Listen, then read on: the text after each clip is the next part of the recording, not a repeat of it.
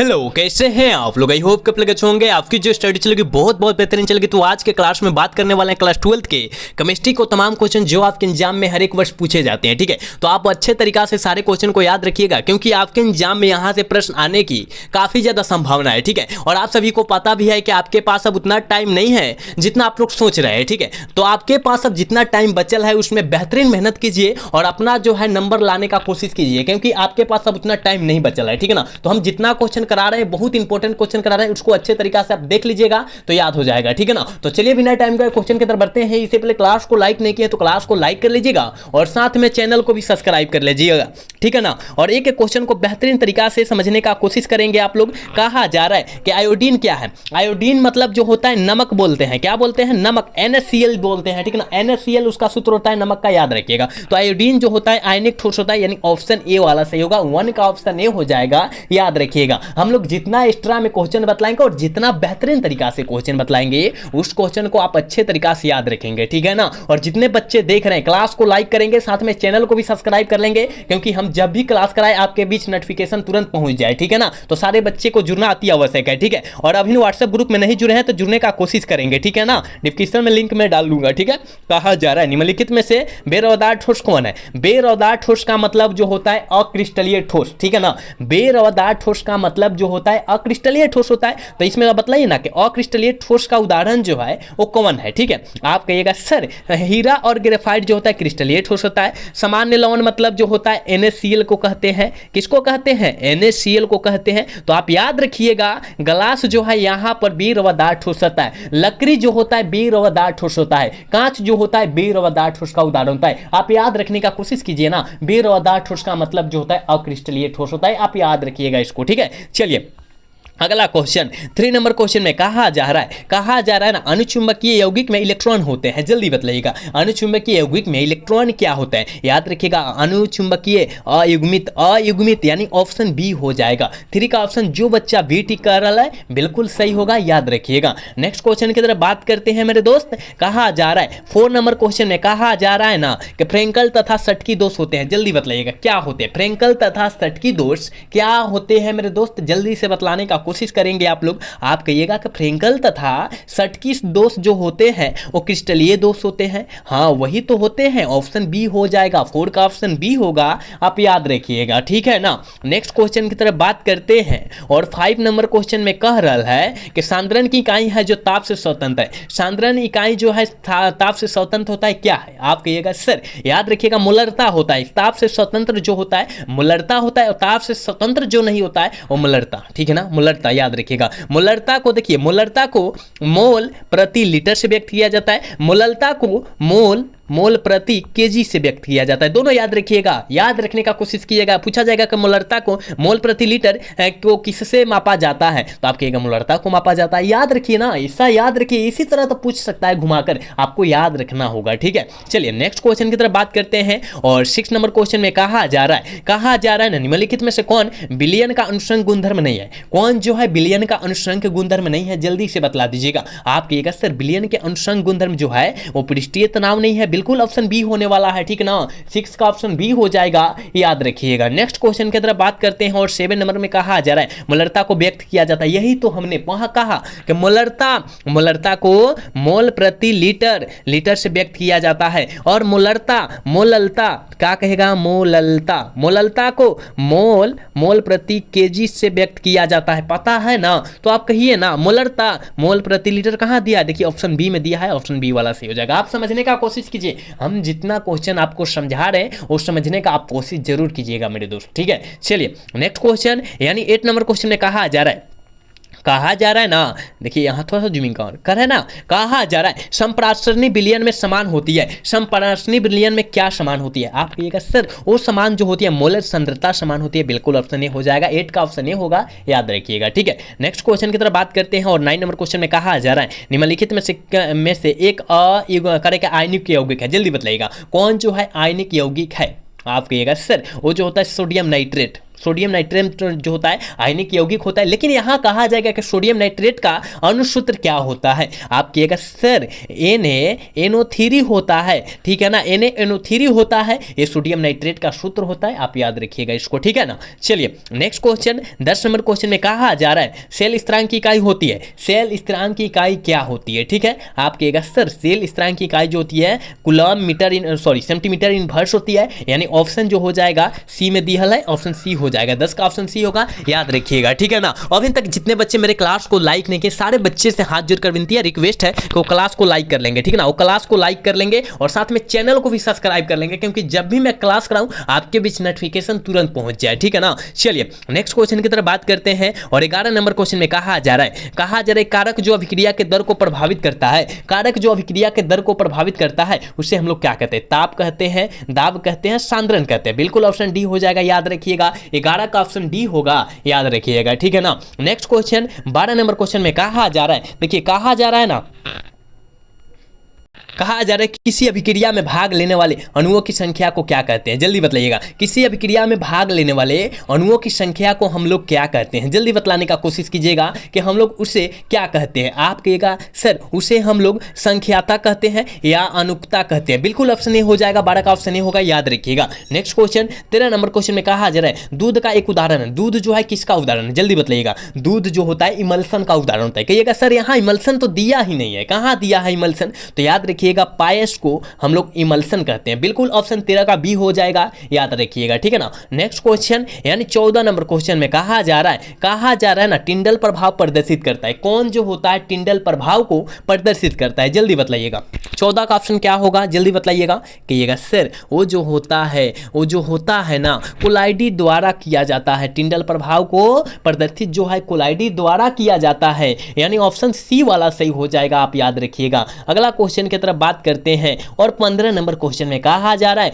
रक्त पर आवेश होता है, और काफी ज्यादा इंपॉर्टेंट क्वेश्चन है, आपके एग्जाम में यह क्वेश्चन कई बार आ चुका है, इसको याद रखिएगा कि रक्त पर आवेश जो होता है ऋणात्मक होता है, याद रखिएगा, ये तो शायद 2021 में ही पूछा गया है, ये तो शायद 2021 में ही पूछा गया, आप इसको याद रखेंगे क्योंकि काफी ज्यादा बेहतरीन क्वेश्चन है। चलिए अगला क्वेश्चन 16 नंबर क्वेश्चन में कहा जा रहा है द्रव स्नेही कोलाइड क्या अस्थायित्व का प्रमुख कारण होता है, क्या अस्थायित्व का प्रमुख कारण होता है, आप कहिएगा सर इसका अस्तित्व का कारण जो होता है आवेश होता है, बिल्कुल 16 का ऑप्शन बी होने वाला है, याद रखिएगा, ठीक है ना। नेक्स्ट क्वेश्चन 17 नंबर क्वेश्चन में कहा जा रहा है भौतिक अधिशोषण की क्रिया होती है, जल्दी बतलाइए कि भौतिक अधिशोषण की क्रिया जो होती है वो कैसी होती है, जल्दी बतला दीजिएगा, आप कहिएगा सर भौतिक अधिशोषण की क्रिया जो होती है वो कक्ष ताप पर होती है, किसके ताप पर, कक्ष ताप पर होती है, यानी 17 का ऑप्शन ए हो जाएगा, याद रखिएगा, ठीक है। 18 नंबर क्वेश्चन में कहा जा रहा है जो पदार्थ जल का पृष्ठीय तनाव कम कर देता है वह कहलाता है, जो पदार्थ जल का पृष्ठीय तनाव कम कर देता है वह क्या कहलाता है, पृष्ठ सक्रिय कारक कहलाता है, बिल्कुल ऑप्शन डी होगा, याद रखिएगा, 18 का याद रखना है। 19 नंबर क्वेश्चन में कहा जा रहा है ना वाट्य भट्ठी में निम्नलिखित में से किस ऑक्साइड का अपचयन होता है, किस ऑक्साइड का अपचयन होता है, जल्दी बतला दीजिएगा, आप कहिएगा कि सर याद रखिएगा इरोन का होता है, किसका, इरोन मतलब जो होता है लोहा का ऑक्साइड होता है, आयरन जिसे बोलते हैं हम लोग, ठीक है, ऑप्शन ए हो जाएगा, जो बच्चा अनिश का ऑप्शन ए टिक कह रहा है बिल्कुल सही होगा, याद रखिएगा। अगला क्वेश्चन 20 नंबर क्वेश्चन में कहा जा रहा है कॉपर पाइराइट का सूत्र होता है, जल्दी बतलाइएगा कि कॉपर पाइराइट का सूत्र जो होता है वो क्या हो जाता है, आप कहना है आपको कि कॉपर पाइराइट का सूत्र CuFeS2 होता है, हम तो कहेंगे हाँ भाई वही तो होता है, ऑप्शन बी होगा, 20 का ऑप्शन बी होगा, याद रखिएगा। 21 नंबर क्वेश्चन में कहा जा रहा है स्प्लिटर क्या है, जल्दी बताइएगा, स्प्लिटर जो होता है याद रखिएगा वो जो होता है अशुद्ध जिंक होता है, स्प्लिटर जो होता है अशुद्ध जिंक होता है, आप इसको याद रखिएगा, ठीक। नेक्स्ट क्वेश्चन की तरफ बात करते हैं। 22 नंबर क्वेश्चन में कहा जा रहा है साइनाइड विधि द्वारा उपयोग किया जाता है, साइनाइड विधि द्वारा Ag को प्रयोग किया जाता है, तो Ag को हिंदी में हम लोग क्या कहते हैं, ठीक है, Ag जो होता है किसका संकेत होता है, आप कहिएगा सर सिल्वर, हाँ सिल्वर वही तो है, 22 का ऑप्शन सी हो जाएगा, याद रखिएगा, ठीक है, 22 का ऑप्शन सी होगा, याद रखिएगा, ठीक है। चलिए 23 नंबर क्वेश्चन में कहा जा रहा है टीन का संकेत है, जल्दी बतलाइएगा, टीन किसका संकेत होता है, आप कहिएगा Tn, कहिएगा ना, बिल्कुल गलत हो जाएगा, TI कहिएगा ना, बिल्कुल गलत हो जाएगा। आपको ये सब कहना ही नहीं है कि टीन का संकेत TN और TI होता है, बिल्कुल नहीं, गलत हो जाएगा। SN होता है, याद रखिएगा। क्या SN होता है? आप याद रखने का कोशिश करेंगे, यानी ऑप्शन ए हो जाएगा। 23 का ऑप्शन ए होगा, याद रखिएगा, ठीक है। नेक्स्ट क्वेश्चन 24 नंबर क्वेश्चन में कहा जा रहा है NaOH है एक, जल्दी बताइएगा। जमुना में OH लगल है, जमुना में OH लगल है मेरे भाई, वो जो हो जाएगा क्षार हो जाएगा, जिसे हम लोग बेस के नाम से जानते हैं इंग्लिश में, याद रखिएगा, ठीक है। और सोडियम, इसे बोलते हैं सोडियम हाइड्रोक्साइड बोलते हैं। NaOH को जो है सोडियम हाइड्रोक्साइड बोलते हैं,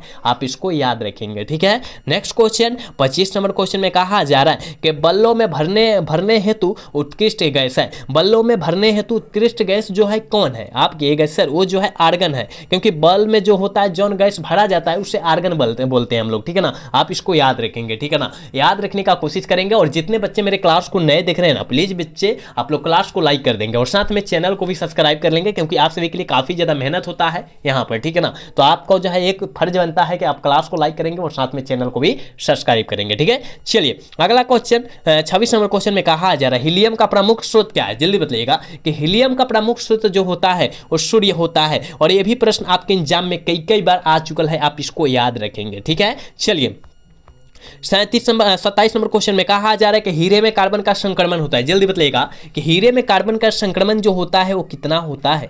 आप कहिएगा सर हीरे में sp3 होता है। ग्रेफाइट, अगर ग्रेफाइट की बात किया जाए, ग्रेफाइट की बात किया जाए sp2 होता है, आप इसको याद रखेंगे। हीरा का कहे sp3, ग्रेफाइट की करे sp2, ठीक, समझ में आया ना, याद रखिएगा। तो यहाँ ऑप्शन ए हो जाएगा, ठीक है। चलिए 28 नंबर क्वेश्चन में कहा जा रहा है निम्नलिखित में से कौन सी गैस जल पर एकत्रित नहीं की जा सकती है? कौन सी गैस जो है जल पर एकत्रित नहीं की जा सकती है? वो जो होता है SO2, सल्फर डाइऑक्साइड को हम लोग जल पर एकत्रित नहीं कर सकते हैं, यानी ऑप्शन सी हो जाएगा, ठीक है। ऑप्शन सी होगा 28 का, याद रखिएगा, ठीक है। चलिए अगला क्वेश्चन 29 नंबर क्वेश्चन में कहा जा रहा है वर्ग के 16 के तत्व कहलाते हैं। जल्दी बताइएगा, यहाँ काफी बच्चे गलत करेंगे। 100% में 95% बच्चे गलत कर सकते हैं। हम जानते हैं कि वर्ग 16 के तत्व जो कहलाते हैं वो क्या कहलाते हैं? आप कहिएगा सर वर्ग 16 के तत्व कैकोलोजन कहलाते हैं। वर्ग 17 के तत्वों को हम लोग वर्ग 17 के तत्व को हम लोग हैलोजन के तत्व कहते हैं, हैलोजन के तत्व कहते हैं, याद रखिएगा, ठीक है ना,